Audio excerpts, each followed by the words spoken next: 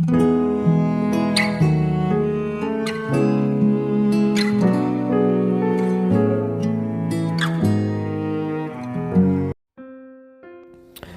saudara yang kasih Tuhan Yesus, selamat malam dan salam sejahtera bagi saudara semua.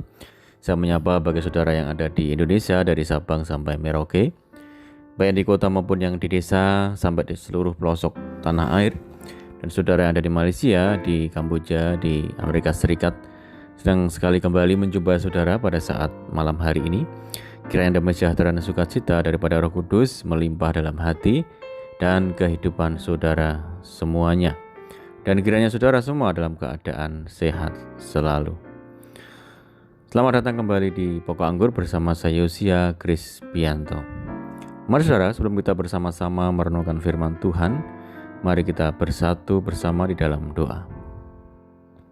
Bapa di surga, Bapa yang baik, yang penuh dengan kasih dan karunia, Bapa yang kami muliakan di dalam nama Tuhan Yesus Kristus, kami mengucap syukur oleh karena pertolongan dan penyertaan Tuhan di sepanjang hari, sehingga kami boleh dimampukan Tuhan untuk melewati hari ini, hari pemberian Tuhan, untuk dapat melakukan tugas, tanggung jawab, serta aktivitas kami.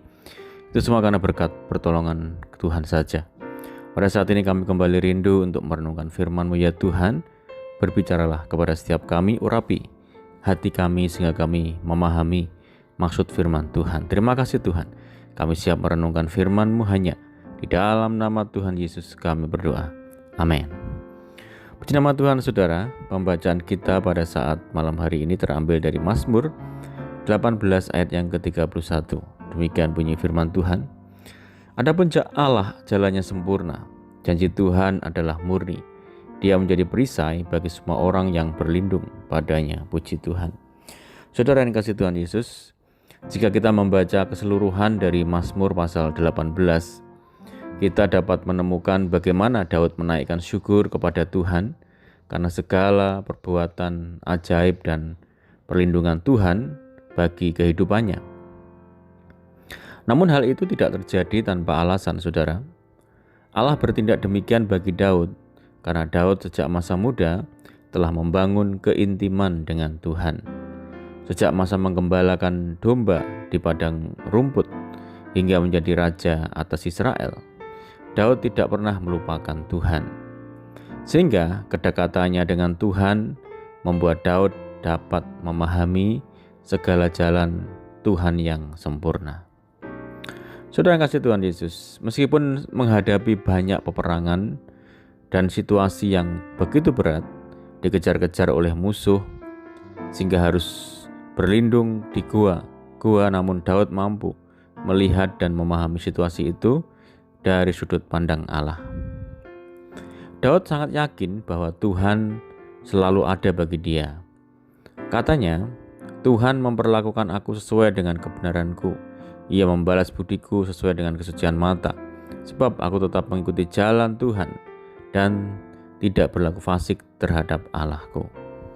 Saudara yang dikasihi Tuhan Yesus, lalu bagaimana Daud dapat memahami jalan Tuhan yang sempurna itu?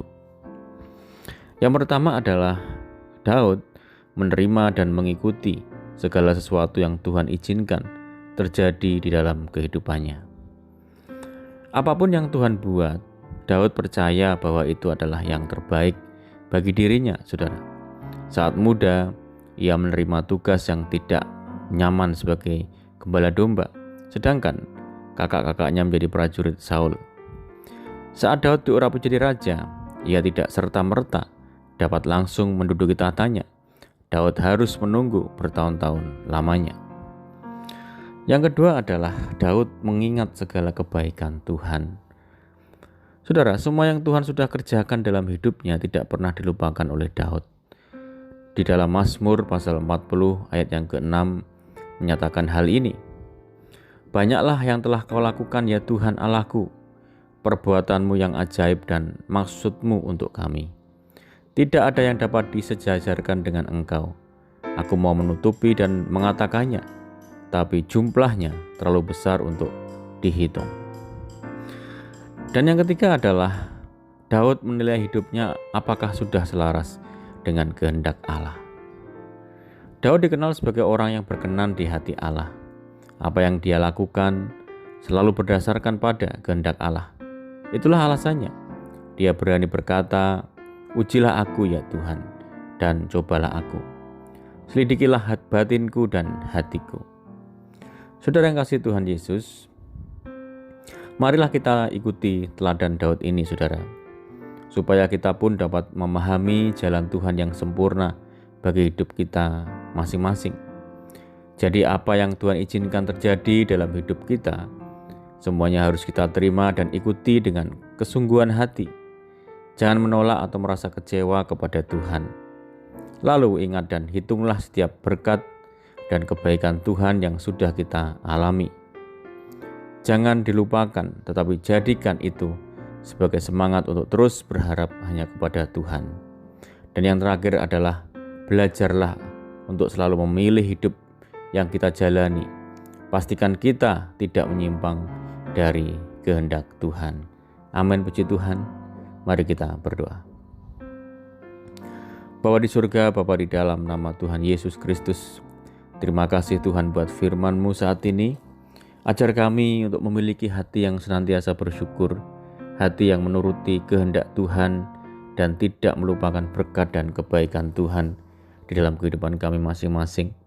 Sehingga kami dapat belajar untuk mengerti jalan Tuhan yang sempurna itu. Berkati kami ya Tuhan dengan firman-Mu saat ini. Meteraikan firman-Mu dalam setiap hati kami saat ini. Dan saat ini kami berdoa bagi setiap saudara kami yang mendengar program ini dimanapun berada, baik dalam negeri maupun di luar negeri. Saudara kami yang di perantauan, Tuhan memberkati mereka. Tuhan teguhkan hati mereka untuk senantiasa kuat di dalam Tuhan. Tuhan menjamah, menyembuhkan setiap saudara kami yang saat ini terbaring sakit. Di dalam nama Tuhan Yesus, Tuhan yang menyembuhkan.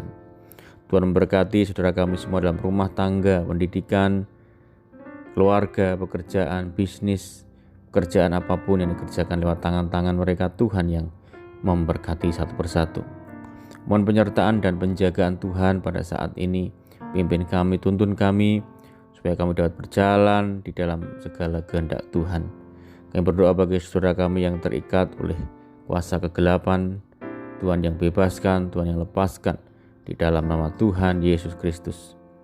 Tuhan berikan penghiburan bagi setiap kami yang menderita, berikan kekuatan bagi setiap kami yang lemah dan yang putus asa.